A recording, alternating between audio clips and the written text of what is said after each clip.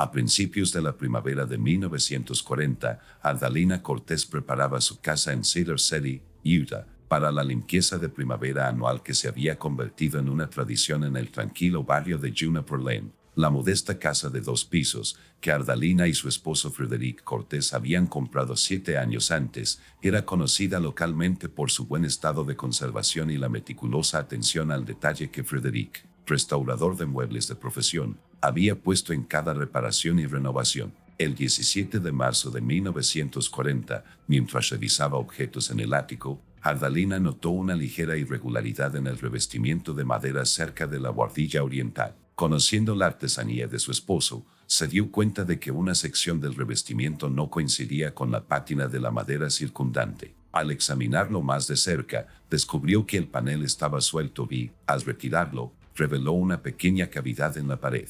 Dentro de este espacio oculto, Ardalina descubrió una caja de madera artesanal de aproximadamente 20 por 15 centímetros. La caja exhibía las señas de identidad del trabajo de Frederick, uniones de cola de Milano, adornos tallados a mano y un acabado suave logrado mediante repetidas aplicaciones de aceite de linaza. Lo que distinguía a esta caja de las demás obras de Frederick era la ausencia de su marca de fabricante habitual, un pequeño FC grabado que solía colocar en la parte inferior de sus creaciones. La caja estaba cerrada con una pequeña cerradura de latón, de la que Ardalina carecía de llave. Tras varios intentos de encontrar una llave adecuada entre las pertenencias de Frederick en su taller, finalmente decidió forzar la cerradura con un abrecartas del escritorio de Frederick. El mecanismo de latón cedió con mínima resistencia, lo que indicaba que se había abierto y cerrado con frecuencia a lo largo del tiempo. Dentro de la caja, Ardalina encontró una colección de 9 diarios encuadernados en cuero, cada uno de aproximadamente 13 por 18 centímetros, con fechas que abarcaban desde 1931 hasta 1939, escritas en sus lomos con la distintiva caligrafía de Frederick. Los diarios estaban ordenados cronológicamente y cada uno contenía entre 60 y 70 páginas de anotaciones escritas en tinta negra. Las entradas iniciales parecían inofensivas, relatos detallados de proyectos de restauración de muebles, interacciones con clientes y ocasionales reflexiones personales. Sin embargo, a medida que Ardalina continuaba leyendo, el contenido tomó un giro inquietante. Entre descripciones de técnicas de carpintería y transacciones comerciales, se intercalaban relatos metódicos de la vigilancia, la planificación y la ejecución de lo que Frederick denominaba sus proyectos especiales. La primera de estas entradas, fechada el 4 de septiembre de 1932, describía con gran detalle el asesinato de Eleanor Webcom, una clienta que le había encargado a Frederick la restauración de un secretario del siglo XVIII. La entrada del diario detallaba cómo Frederick se había ganado su confianza mediante múltiples visitas a su casa, se había enterado de su horario y, finalmente, había fingido su muerte para que pareciera una caída accidental por las escaleras del sótano tras, supuestamente, examinar unos muebles guardados allí. Ardalina Cortés, nacida como Ardalina Menéndez en 1905, hija de inmigrantes españoles asentados en Nevada, conoció a Frederick en 1928 en una reunión social de la iglesia. Su noviazgo fue breve y se casaron en 1929 antes de mudarse a Cedar City en 1933. A lo largo de sus 11 años de matrimonio, Frederick se presentó como un hombre tranquilo y trabajador cuya pasión por la carpintería absorbía la mayor parte de su tiempo y atención. Era respetado en la comunidad por su artesanía y sus precios razonables, aunque pocos lo describirían como particularmente sociable. Mientras leía los diarios esa tarde, la comprensión de Ardalina sobre el hombre con el que se había casado se fue desentrañando página a página, revelando a un asesino metódico que había estado operando sin ser detectado durante casi una década. Los diarios descubiertos por Ardalina Cortés revelaron un patrón de violencia calculada que había permanecido oculto tras la imagen pública de Frederick Cortés como un hábil restaurador de muebles. Cada diario estaba organizado de forma similar. La primera mitad contenía registros comerciales legítimos y notas de restauración, mientras que las últimas secciones documentaban lo que Frederick denominó su trabajo transformador. El segundo diario, que abarcaba el periodo comprendido entre finales de 1933 y principios de 1935, contenía 3 relatos adicionales de asesinatos. Estas entradas se distinguían de los registros comerciales por un pequeño símbolo, un árbol estilizado con 7 ramas, dibujado en la esquina superior de la página. Las víctimas descritas en estas entradas eran Meredith Gable, una viuda adinerada de Salt Lake City, Thomas Hargrove, un banquero de Provo, y Sophia Lundgren, una bibliotecaria de Cedar City. Los escritos de Frederick mostraban un inquietante desapego de sus acciones. Describió cada asesinato con la misma atención al detalle y precisión técnica que caracterizaban sus notas de restauración de muebles. Las entradas incluían información sobre los hábitos de las víctimas, las medidas de seguridad en sus hogares y los métodos que empleaba para acceder a ellos. Documentó sus técnicas para asegurar que las muertes parecieran accidentales o atribuibles a causas naturales. El diario de 1936 a 1937 reveló una nueva evolución en la metodología de Frederick. Había comenzado a incorporar sus habilidades de carpintería de forma más directa a sus crímenes. Una entrada describía cómo había modificado una silla para Walter Blackburn, un juez jubilado, instalándole un mecanismo que, al activarse, liberaba un pasador metálico afilado impregnado con un compuesto que Frederick había extraído de plantas de adelfa cultivadas en su invernadero. El diario incluía bocetos detallados de este mecanismo y notas sobre el proceso de extracción de la toxina. Quizás lo más inquietante fue la aparente motivación de Frederick, que emergió gradualmente a través de sus escritos. A diferencia de muchos asesinos en serie documentados, el lucro no parecía ser su principal motivación, aunque ocasionalmente robaba objetos de las casas de sus víctimas. En cambio, sus escritos sugerían que consideraba sus asesinatos una forma de expresión artística, una manera de transformar lo mundano en extraordinario, como escribió en una entrada de 1938. La caja también contenía varios recortes de periódico cuidadosamente doblados que informaban sobre las muertes de las personas mencionadas en los diarios. Estos artículos solían describir los incidentes como accidentes desafortunados o, en algunos casos, muertes por insuficiencia cardíaca u otras causas naturales. Ninguno de los informes sugería que se hubiera cometido un delito, lo que confirmaba que los esfuerzos de Frederick por ocultar sus crímenes habían tenido éxito. Entre las páginas del diario, Adalina encontró pequeños trofeos, objetos arrebatados a las víctimas, un pañuelo con monograma, una pluma estilográfica, un pendiente de perla de mujer, un reloj de bolsillo y varios otros efectos personales. Cada objeto correspondía a las víctimas descritas en los diarios y parecían servir como recuerdos de Frederick de sus crímenes. El diario final,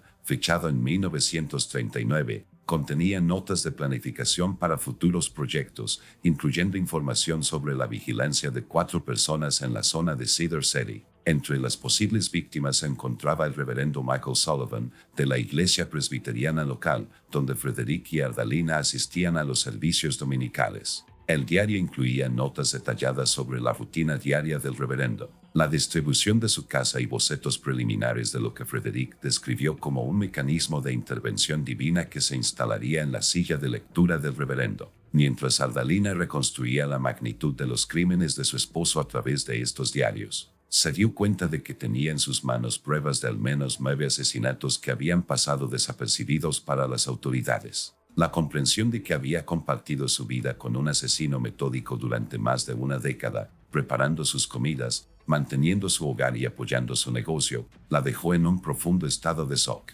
El 18 de marzo de 1940, aproximadamente a las 14:15, Adalina Cortés entró en la comisaría de Cedar City con un paquete de papel marrón que contenía la caja de madera y su contenido. Se acercó al sargento de guardia Walter Miller y solicitó hablar con el jefe de policía sobre un asunto de extrema urgencia. Su semblante sereno no delataba la terrible naturaleza de la información que estaba a punto de compartir. El jefe de policía Raymond Holbrook, quien ocupaba el cargo desde 1935, se reunió con Adalina en su oficina. El jefe Holbrook, de 53 años, había trabajado anteriormente en el departamento de policía de Salt Lake City y había sido reclutado en Cedar City para modernizar el pequeño departamento. Tenía fama de meticuloso y había introducido procedimientos de investigación más sistemáticos en la fuerza. Según el informe policial oficial presentado ese día, Adalina presentó los diarios y explicó las circunstancias de su descubrimiento.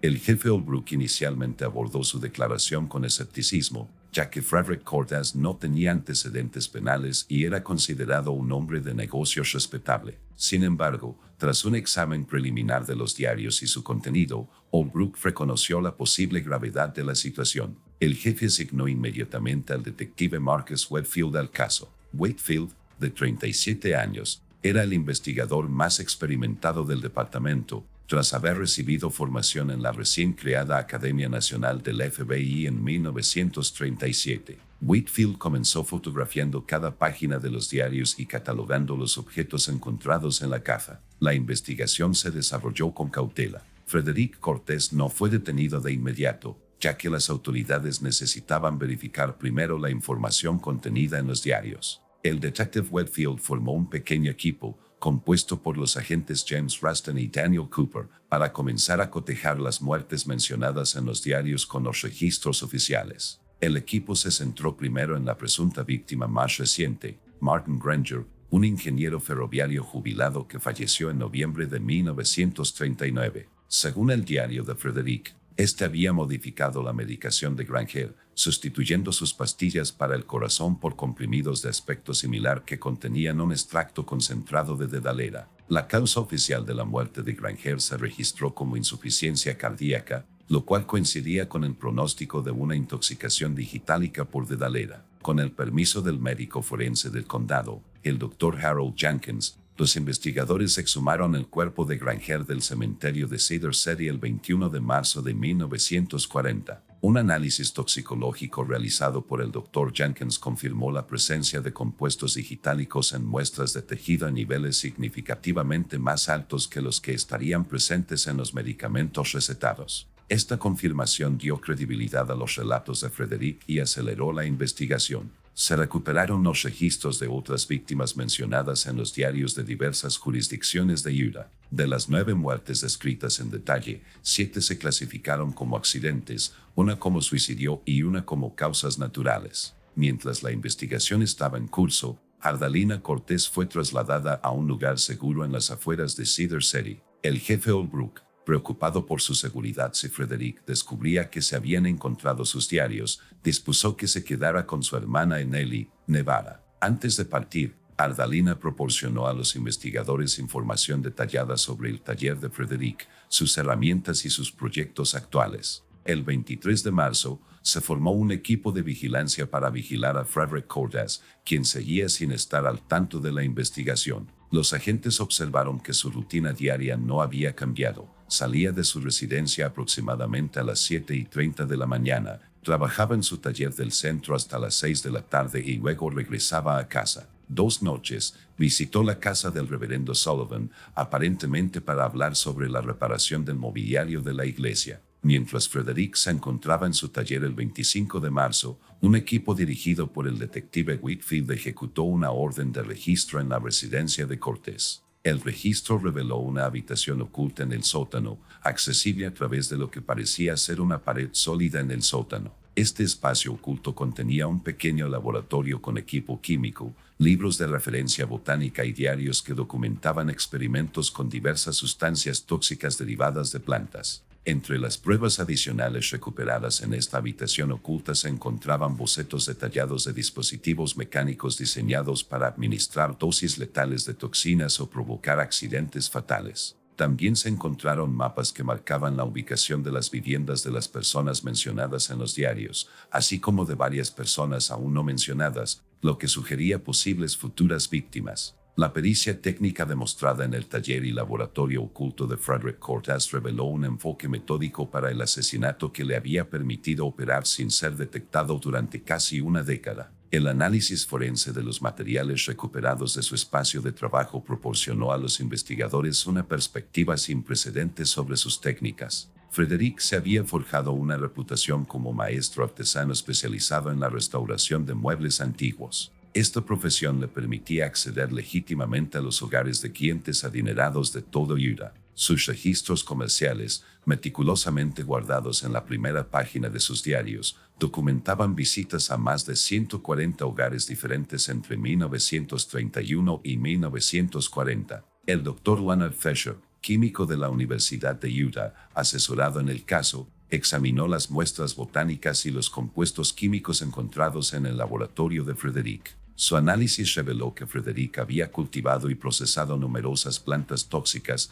como la adelfa, la dedalera, el lirio de los valles y diversas variedades de hongos. Estas toxinas naturales eran particularmente útiles para Frederick, ya que podían producir síntomas similares a la insuficiencia cardíaca u otras causas naturales de muerte. Uno de los métodos más sofisticados de Frederick consistía en la creación de lo que él llamaba mecanismos de acción retardada. Estos dispositivos, ocultos en muebles que le habían encomendado restaurar, podían liberar sustancias tóxicas semanas o incluso meses después de que hubiera terminado su trabajo y se hubiera marchado de la casa de la víctima. Uno de estos mecanismos, hallado parcialmente ensamblado en su taller, estaba diseñado para instalarse en el respaldo de una silla. Al activarse con el peso de alguien sentado en la silla, liberaba una aguja con resorte que contenía una dosis letal de veneno. El detective Whitfield consultó a Harold Chambers, ingeniero de Salt Lake City, para analizar estos mecanismos. Chambers concluyó que los dispositivos demostraban un ingenio mecánico excepcional y una artesanía de precisión. Los mecanismos estaban tan bien integrados en el mobiliario que serían prácticamente indetectables para cualquiera que no los buscara específicamente, lo que explica por qué nunca se habían descubierto durante las investigaciones rutinarias de las muertes. Los diarios de Frederick revelaron que seleccionaba a sus víctimas basándose en criterios específicos. La mayoría eran personas que vivían solas o que solían estar solas en sus casas. Muchas eran personas mayores o tenían afecciones preexistentes que harían sus muertes menos sospechosas. También se enfocaba en personas con importantes colecciones de muebles valiosos, ya que esto le proporcionaba una razón legítima para acceder a sus hogares durante un tiempo prolongado. La evaluación psicológica de Frederick Cortas fue realizada por la doctora Elizabeth Wenders, psiquiatra que estudió con Carl Jung en Suiza antes de regresar a ejercer en Estados Unidos. Tras revisar los diarios y entrevistar a colaboradores de Frederick, la doctora Winters sugirió que presentaba características compatibles con lo que entonces comenzaba a reconocerse como personalidad psicopática. Sus escritos mostraban una completa falta de empatía, una planificación meticulosa y un sentido de superioridad sobre sus víctimas y las autoridades. Particularmente reveladora fue la explicación que el propio Frederick dio de sus motivaciones, tal como consta en una entrada de su diario de 1937. La transformación de la materia prima en objetos bellos requiere visión y precisión. Esto se aplica por igual a la madera y a la transformación de la existencia cotidiana en momentos de profunda trascendencia. Cada proyecto es una composición, una disposición de elementos, tiempo, método, tema, en un todo armonioso que pasa desapercibido como artificio. La investigación también reveló el sistema de Frederick para seleccionar e investigar a las posibles víctimas. Mantenía cuentas de suscripción con 3 periódicos regionales y recortaba metódicamente artículos sobre personas mencionadas por sus colecciones de antigüedades o casas históricas. Luego, creaba oportunidades para ofrecer sus servicios de restauración, a menudo a precios inferiores al valor de mercado, para asegurarse su contratación. Una vez contratado para un proyecto, Frederick buscaba razones válidas para examinar los muebles de la casa,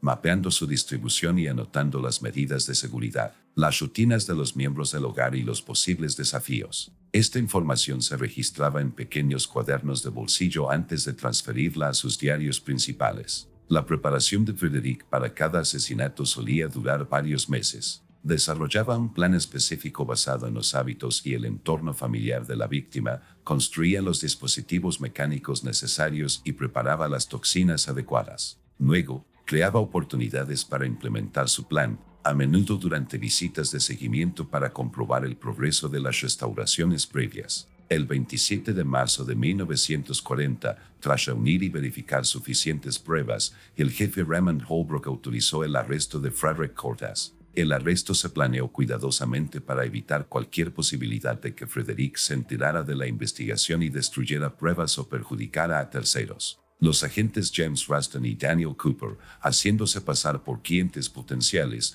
entraron en el taller de Frederick a las 16:30. Una vez dentro, se identificaron como policías y arrestaron a Frederick. Según el informe del arresto, Frederick no opuso resistencia ni mostró ninguna reacción visible a los cargos que se le presentaron. Su única respuesta fue preguntar si su esposa se encontraba bien. Frederick Cortés fue trasladado a la comisaría de Cedar City, donde se le imputaron cargos formales por el asesinato de Martin Granger. Se le imputarían cargos adicionales a medida que la investigación recabara pruebas en los otros casos. Durante su procesamiento inicial, Frederick mantuvo una compostura que muchos agentes consideraron inquietante dada la naturaleza de los crímenes. El caso trajo rápidamente la atención más allá de Cedar City. El 29 de marzo, representantes del FBI llegaron para colaborar en la investigación, ya que algunos de los asesinatos habían ocurrido en otros estados cuando Frederick viajó para realizar trabajos de restauración. El agente especial Vernon Hardwell se interesó especialmente en las metodologías de Frederick,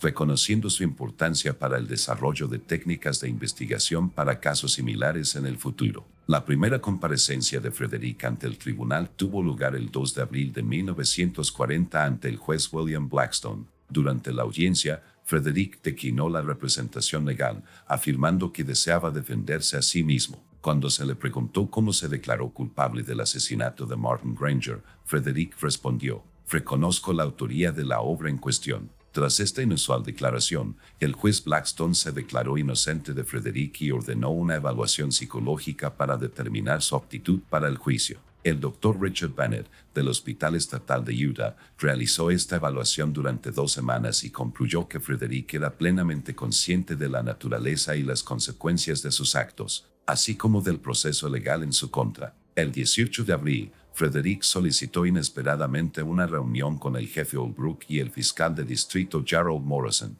Durante esta reunión, grabada por la taquígrafa judicial Patricia Simmons, Frederick ofreció una confesión completa de 9 asesinatos con la condición de que Ardalina no fuera requerida a declarar en el juicio. Su declaración incluía detalles que no habían sido registrados en sus diarios, lo que confirmó la autenticidad de su confesión. El juicio de Frederick Cortez comenzó el 10 de junio de 1940 y duró 7 días. Debido a la confesión y a la abrumadora evidencia física, el proceso se centró principalmente en el grado de premeditación y el estado mental de Frederick al momento de los crímenes. La fiscalía, encabezada por el fiscal Morrison, presentó pruebas de los diarios, el laboratorio oculto y el testimonio de peritos sobre los sofisticados métodos empleados. La defensa, dirigida por el abogado de oficio, Thomas Fanons, tras la insistencia del juez en que Frederick no podía representarse a sí mismo, intentó argumentar que Frederick padecía una enfermedad mental que le impedía comprender la ilicitud de sus actos. Esta defensa se vio socavada por la extensa planificación documentada en los diarios de Frederick y sus lúcidas explicaciones de sus motivaciones. El 17 de junio de 1940, el jurado deliberó menos de 3 horas antes de emitir un veredicto de culpabilidad de todos los cargos. El juez Blackstone condenó a Frederick Cortez a muerte, cuya ejecución se llevaría a cabo en la prisión estatal de Utah. Durante su encarcelamiento en espera de ejecución, Frederick fue entrevistado por criminólogos y psicólogos que buscaban comprender sus metodologías y motivaciones. Estas entrevistas sentaron las bases de varios estudios influyentes sobre asesinos en serie publicados en las décadas siguientes. El caso de Frederick adquirió especial relevancia al ser uno de los primeros ejemplos documentados de un asesino que utilizó conocimientos profesionales especializados para cometer y ocultar sus crímenes. Frederick Cortez fue ejecutado por un pelotón de fusilamiento el 2 de mayo de 1941. Su última declaración, según lo registrado por el director de la prisión, Samuel Porter, fue: "El verdadero artesano no deja marcas evidentes de su mano en la obra terminada". Ardalina Cortez, quien había aportado la prueba crucial que condujo a la condena de su esposo, se mudó a California tras el juicio. Recuperó legalmente su apellido de soltera, Menéndez, y vivió en relativo anonimato hasta su fallecimiento en 1978. En una entrevista concedida a Los Angeles Times en 1955, declaró que durante su matrimonio no había encontrado ninguna indicación de que Frederick fuera algo más que el discreto restaurador de muebles que aparentaba ser. El caso de Frederick Cortez influyó significativamente en el desarrollo de la psicología forense y las técnicas de perfilación criminal. Los registros detallados que mantuvo de sus crímenes proporcionaron una perspectiva sin precedentes sobre la mente de un asesino en serie que actuaba con cálculo, no con impulsos. Posteriormente, las fuerzas del orden incorporaron las lecciones de este caso en sus programas de capacitación, en particular en la investigación de muertes que inicialmente parecen ser por causas naturales o accidentes. La caja de madera que contenía los diarios de confesión de Frederick se conservó en los archivos de la Policía Estatal de Utah como recordatorio de que los depredadores más peligrosos a menudo parecen absolutamente anónimos para quienes los rodean.